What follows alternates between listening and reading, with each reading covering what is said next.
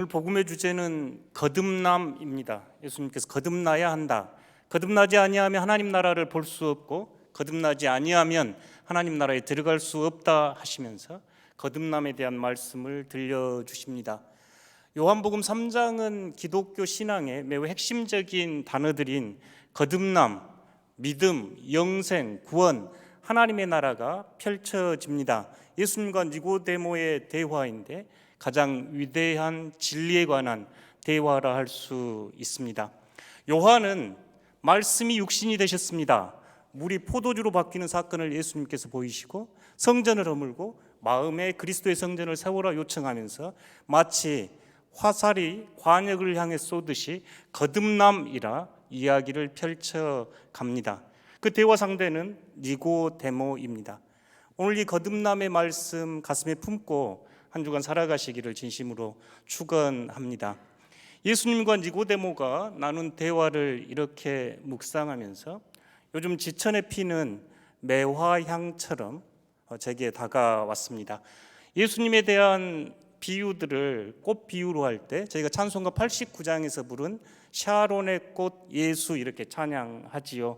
샤론은 들녘 이름이기도 하고 또 샤론의 장미 그러면 우리 무궁화 같은 꽃, 또 어떤 이들은 수선화, 또 샤론의 들꽃 이렇게 표현하기도 합니다. 어느 시인은 예수를 들꽃 이렇게 표현하기도 하지요.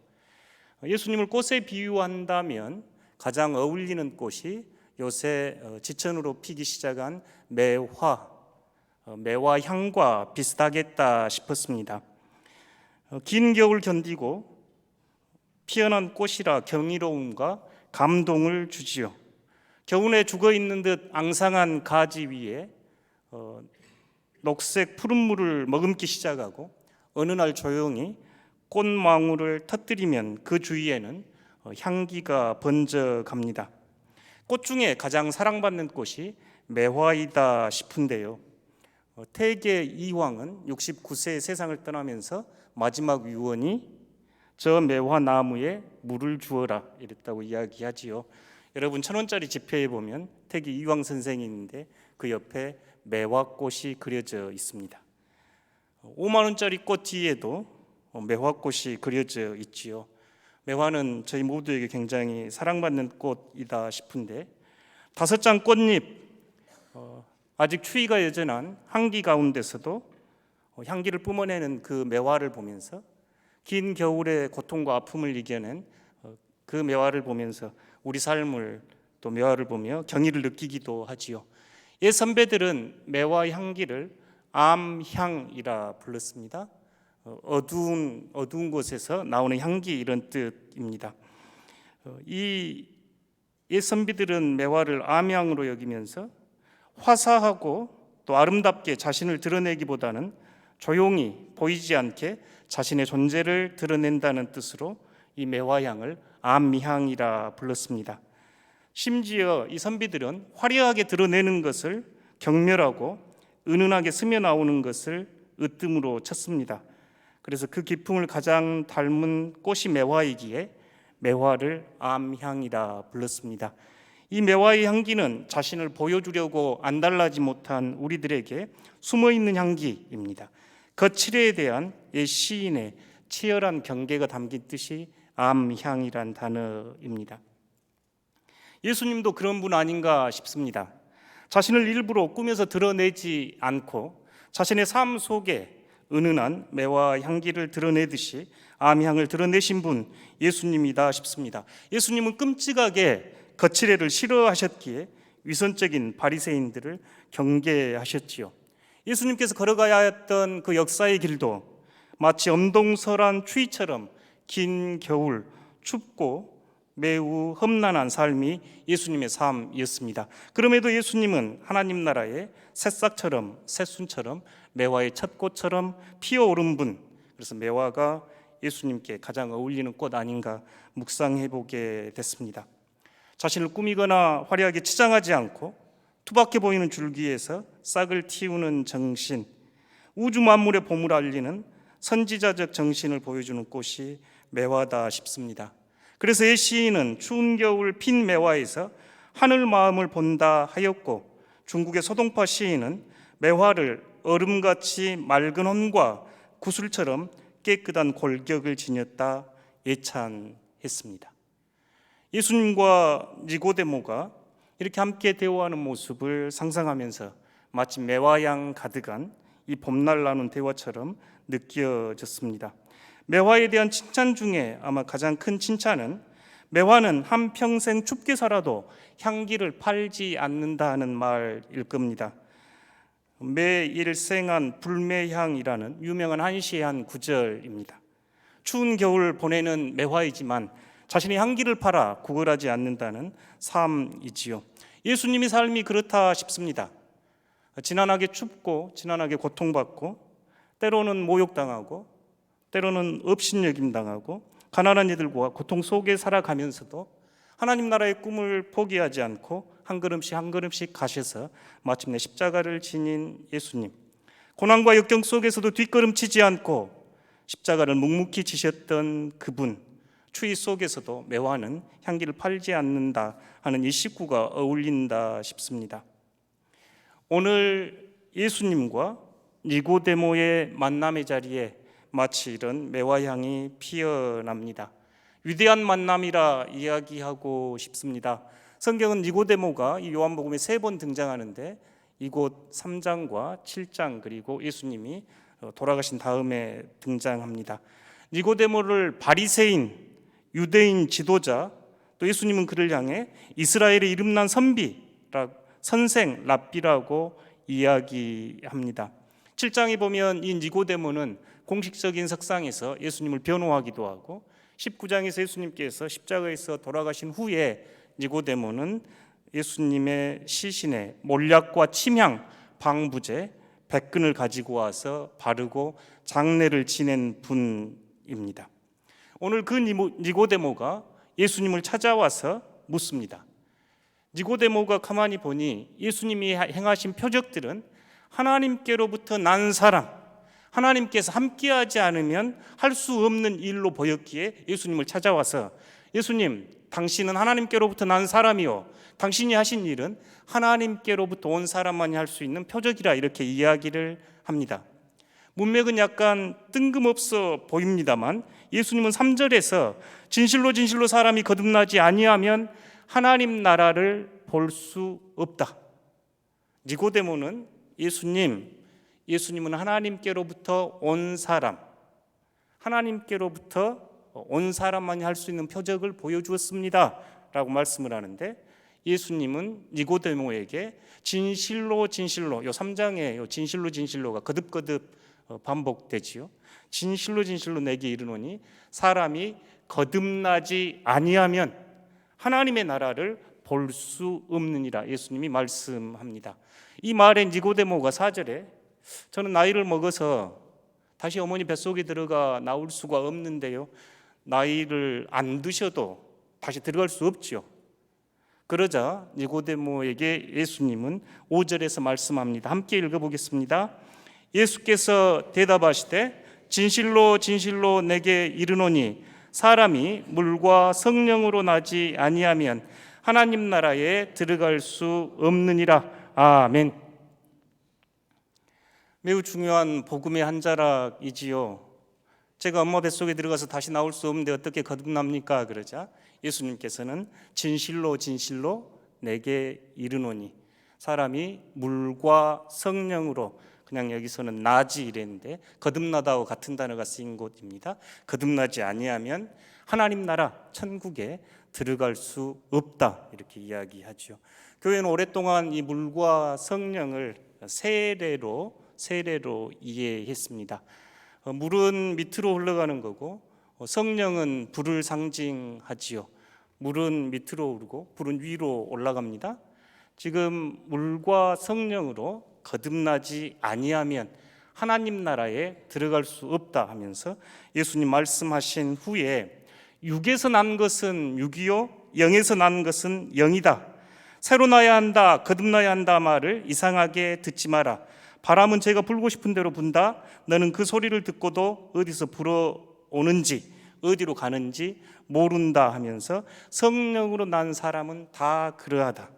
그러니까 예수님의 말씀을 쭉 따라가 보면 거듭난 사람은 하나님 나라를 볼 수 있고 하나님 나라를 들어갑니다.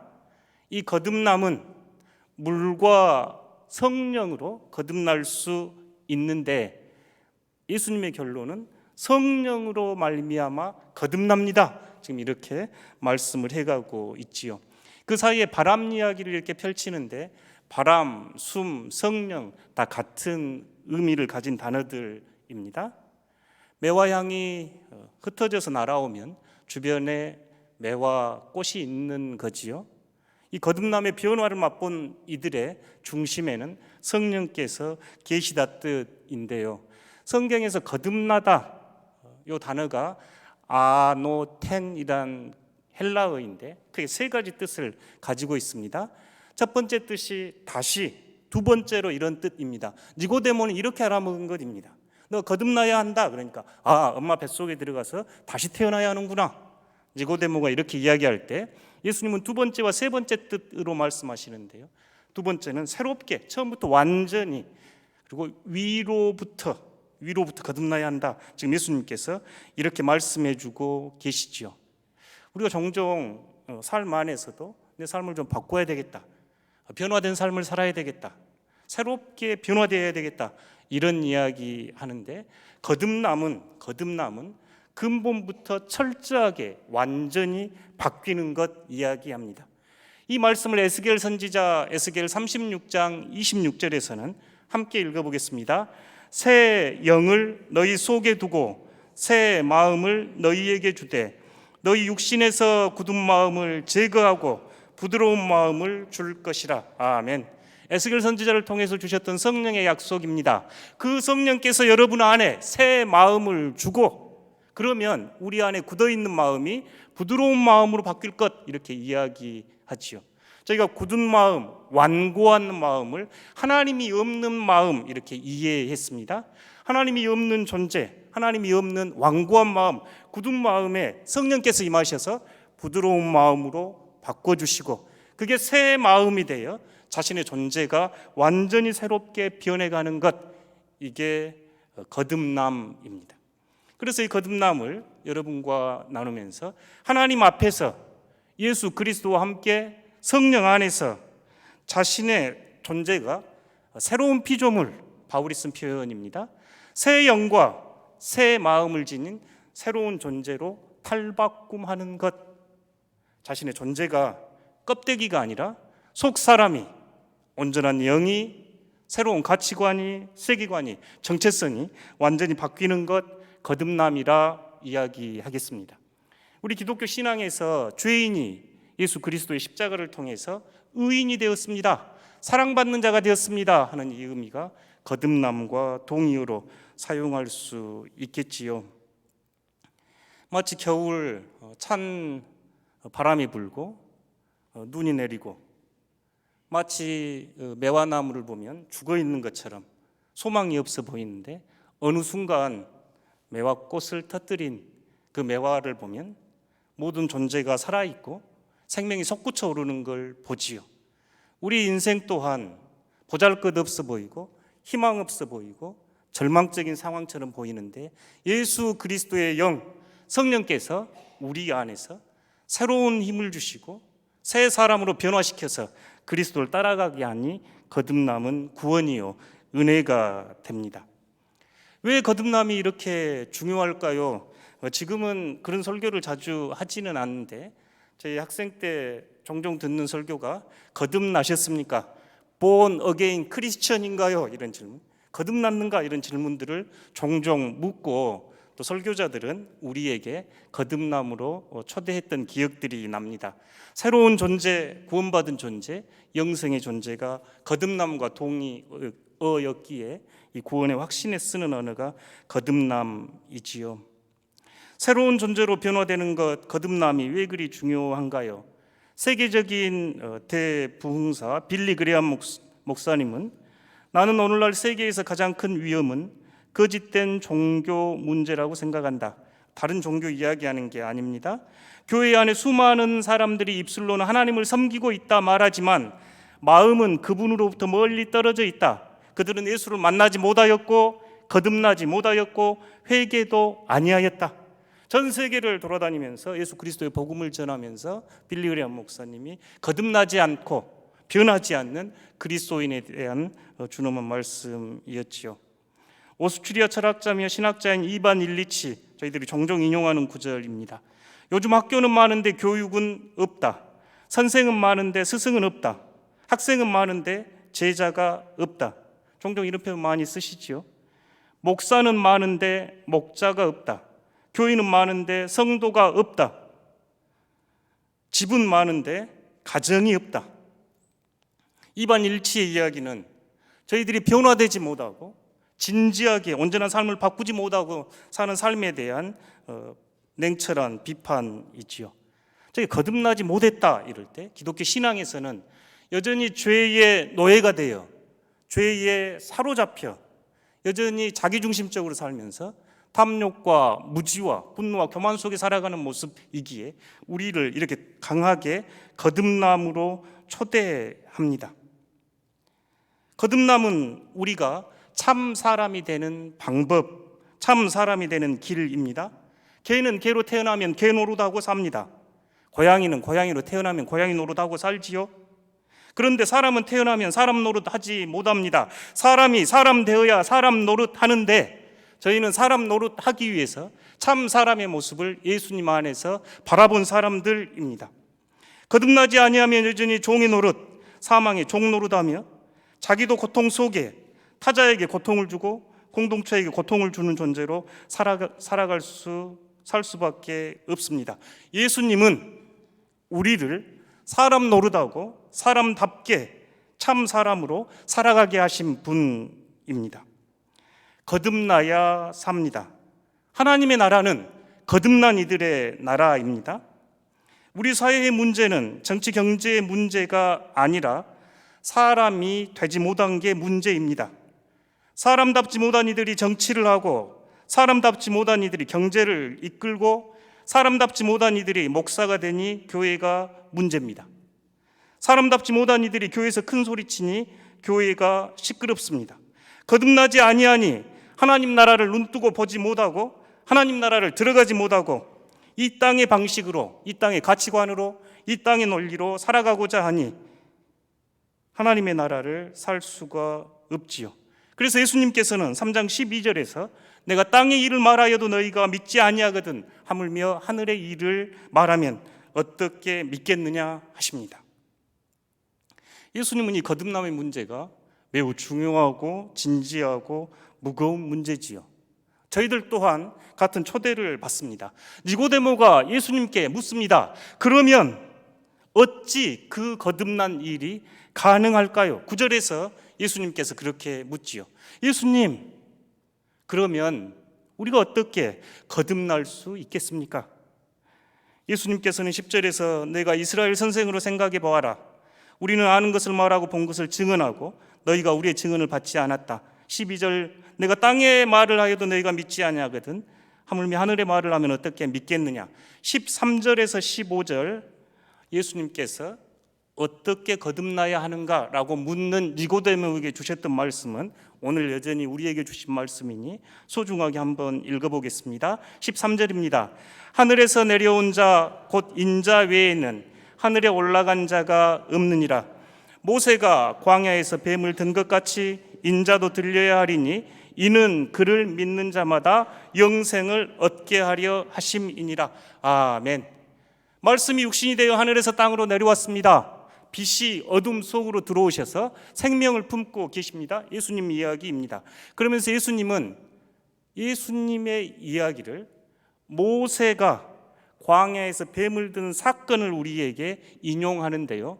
민수기 21장에 보면 출애굽한 이스라엘 백성들이 가나안 땅을 향해 가면서 불평과 원망으로 하나님과 모세를 대듭니다. 그럴 때 그 징벌로 불뱀이 나타나 사람들을 물고 사람들이 죽어갈 때 그들이 회개하면서 하나님과 모세에게 강구를 하지요. 그때 하나님께서 모세에게 주셨던 방식이 긴 장대 위에 놋뱀을 달고 그 놋뱀을 보는 자는 살 것이라 말씀하면서 그 놋뱀을 보는 자 살아났습니다. 출애굽은 구원의 원형이라고 이야기하지요. 장대 높에 달린 놋뱀, 그 놋뱀을 본 자가 살아났습니다. 그러니 인자도 그렇게 들리면 인자를 바라보는 산은 살 것입니다. 이 이야기를 예수님은 15절에서 그를 믿는 자마다 영생을 얻게 하리라 이렇게 말씀하지요. 이스라엘 사람들은 죄를 지면 돌로 쳐 죽였습니다.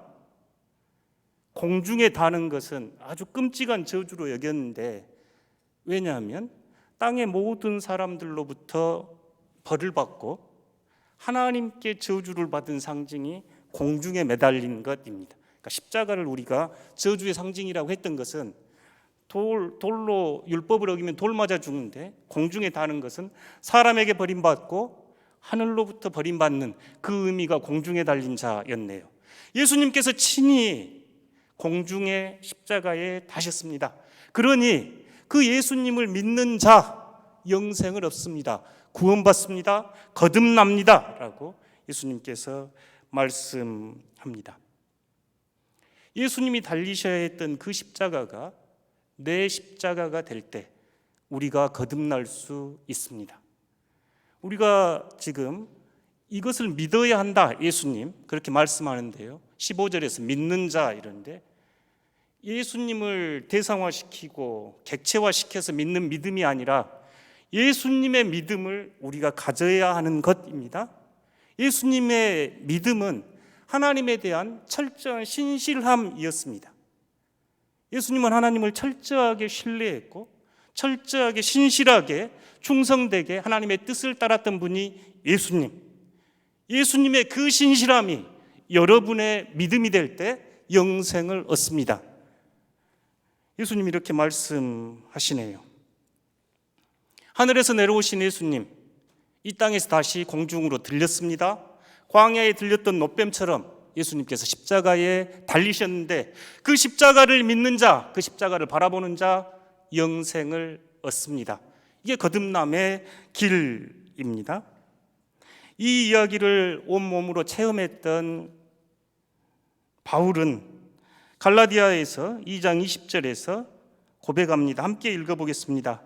내가 그리스도와 함께 십자가에 못 박혔나니 그런즉 이제는 내가 사는 것이 아니요 오직 내 안에 그리스도께서 사시는 것이라.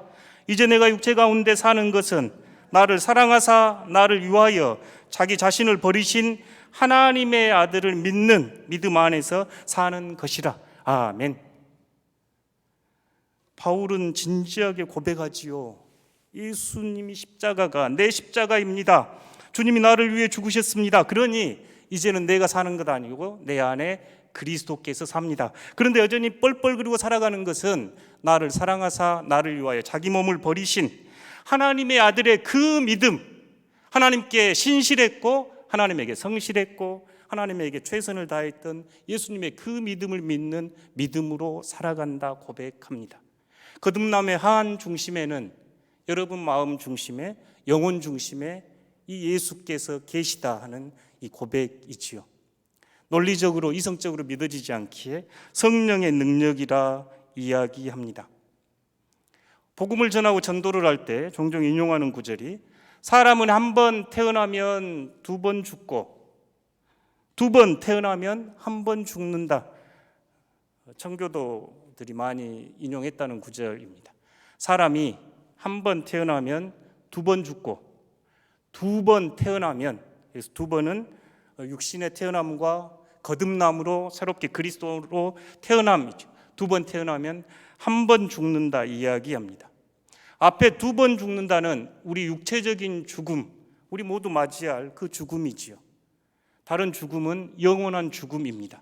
그리스도를 영접하지 않아 그리스도로부터 영원히 소외되고 하나님의 친교의 잔치에 참여할 수 없는 그 죽음을 두 번째 죽음이라 이야기합니다. 우리들이 두 번 태어나려면 이 땅에서 한 번 죽어야 합니다. 그리스도의 십자가 안에서 우리가 죽을 때 우리의 죽음은, 우리가 언젠가 맞이할 육신의 마지막 호흡은 끝이 아니라 하나님 나라로 가는 길이니 얼마나 축복이고 감격할 일인가요? 저희가 어느 순간 마지막 호흡 당할 때 죽음이 두려운 일이 아니라 영광스럽고 찬란하여 할렐루야 하면서 맞이할 수 있습니다. 이게 거듭남이네요. 사랑하는 성도 여러분, 애벌레도 고치 안에서 자신을 죽여야 나비로 태어납니다. 사람 노릇하려면 그리스도 안에서 죽어야 합니다. 진통이 따를 수밖에 없겠지요. 참을 수 없는 고통과 역경을 통과해야 합니다. 매화향이 진하고 아름다운 건 그 긴 겨울 추위를 지내고 뚫고 우리에게 다가오기 때문이지요. 이 고난주간, 이 사순의 시간은 우리로 하여금 십자가에 죽으신 그리스도를 바라보며 내가 그 자리에 죽어서 새롭게 태어난 사건을 경험하며 묵상하는 기간입니다. 나를 다시 낳아줄 사람은 없습니다. 십자가 위에서 내가 죽고 그리스도 안에서 새롭게 태어나야 합니다. 오늘 매화를 닮은 예수님 이야기로 말씀을 시작했습니다. 암향처럼 자신을 드러내지 않았지만 예수님이 오심으로 이 땅 사방 천지가 하나님 나라로 바뀌었습니다. 거듭남이 이와 같습니다. 자신의 이야기로 꾸미고 많은 설명하지 않아도 매화가 그 향기를 고요히 바라듯 그리스도의 향기와 그리스도의 성품으로 변해간 이들이 이 땅에서 하나님의 나라를 은은히 밝히는 불이 되고 향기가 됩니다. 사랑하는 성도 여러분, 거듭나야 한다. 거듭나야 하나님 나라를 볼 수 있고 거듭나야 하나님 들어간다는 이 말씀이 여러분 한 주간 귀청을 때리고 영혼을 때리는 생명의 말씀이 되기를 진심으로 축원합니다. 피어오르는 매화꽃 보면서 그리스도의 향기를 떠올리시고 여러분 존재 또한 고통과 어려움, 역경을 뚫고 피어나는 한 송이 꽃처럼 아름다운 꽃으로 이 땅을 살아가시면서 하나님 나라의 향기를 한껏 바라는 멋진 덕신의 성도들 되시기를 진심으로 축원합니다.